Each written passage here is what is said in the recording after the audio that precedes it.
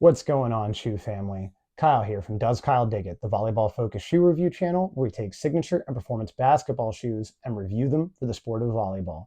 As always, I'm your host, Kyle, both a volleyball coach and a volleyball player with a very unhealthy shoe obsession. And today, I'm actually kind of excited to go ahead and talk about the 361 degree Joker 1 GTs.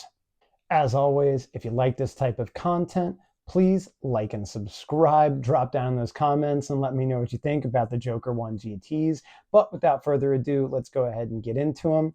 Now, I've already done a review on the original Joker 1s through 361 degrees, which was Nikola Jokic's first signature shoe. And these are basically the upgrade performance version. Now, these bad boys right now are coming in at $190 for retail, which makes them kind of up in the running for some of the most expensive signature shoes for basketball currently offered. What I will say is I do think that if you really are looking for an amazing shoe, then it's worth the price tag. But over the originals, how much they hiked the price, I think it's debatable on whether or not it actually was justified.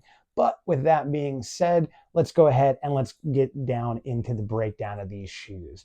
Now, as always, let's go ahead and we'll start with that traction pattern. Now, one thing that we did get as an upgrade over the original shoes is we have a different RPU compound for the actual rubber outsole of the shoe, but it's the same actual pattern for the traction, which is kind of like that tribal inspired grooves and everything.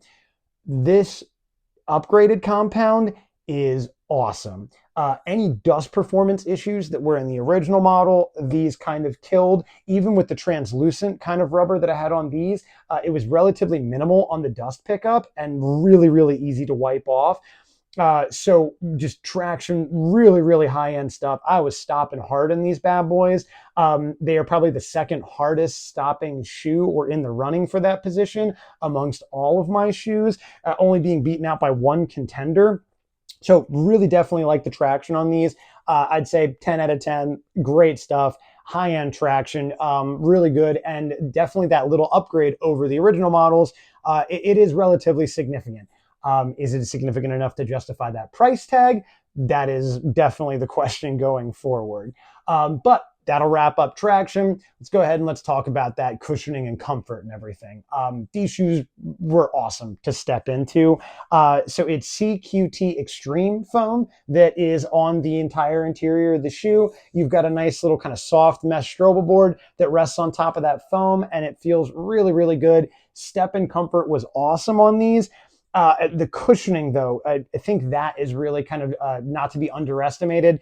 Whatever that CQT Extreme foam is, it really, really great stuff. The impact protection on these was awesome, and they had really, really nice heel compression. And that's even despite the fact that like the foam for the shoe is just like on the original model, fully caged by the rubber outsole that is the traction for the shoe, with just kind of that kind of little plastic heel counter here as an extra little caging device. And it really kind of pushes that foam in, so that that foam that might usually potentially be too soft if it didn't have that caging, if you stepped into it and you might bottom out, it really lends and creates a good balance there. Definitely some of the most comfortable shoes that I've stepped into in the year 2025. And that's why they made my top 5 list, because they perform just excellently. It's a great shoe.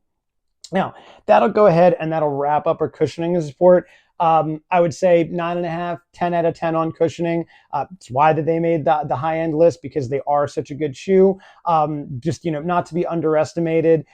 There's a few other shoes out there right now that are just slightly better. And that's maybe why these deserve a 9.5 out of 10. But, when you compare them across the board, the changes are so minimal that these really are kind of just like a 10 out of 10 and a 10 out of 10 shoe for cushioning support and the traction.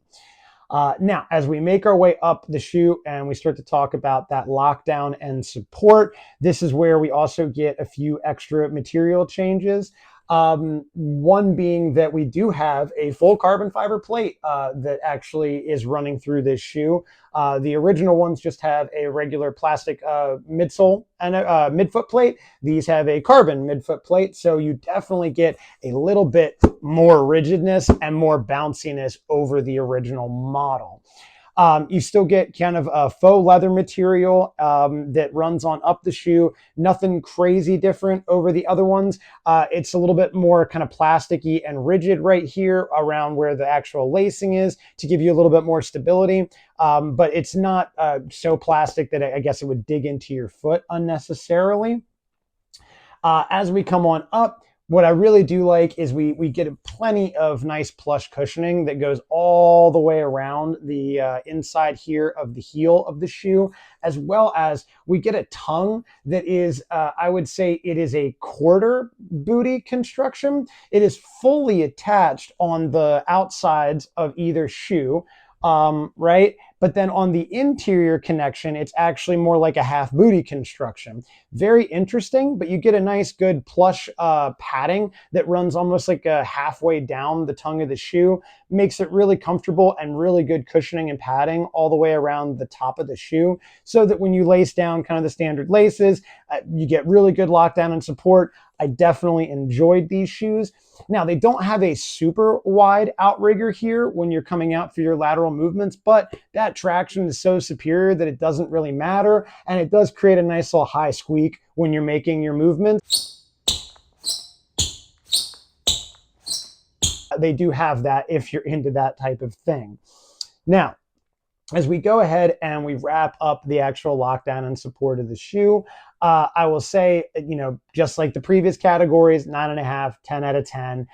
All the materials are great. The fit is definitely good. I would say go true to size on your fit, because when I did, I had no problems. These shoes felt great.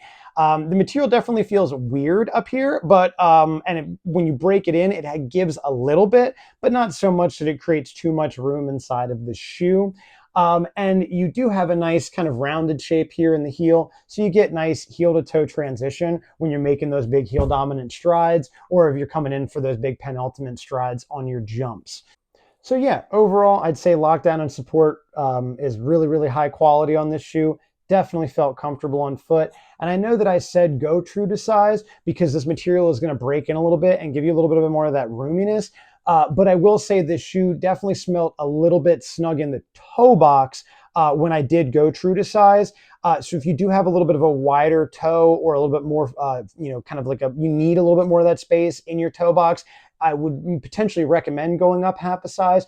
Just make sure you're paying attention to what the upper material is made of, because I know that this one is this kind of like fake, suede rubber material that we've got going, or rubber leather. I'm not sure exactly what it is. It feels rubber plasticky, but it's definitely supposed to be mimicking leather.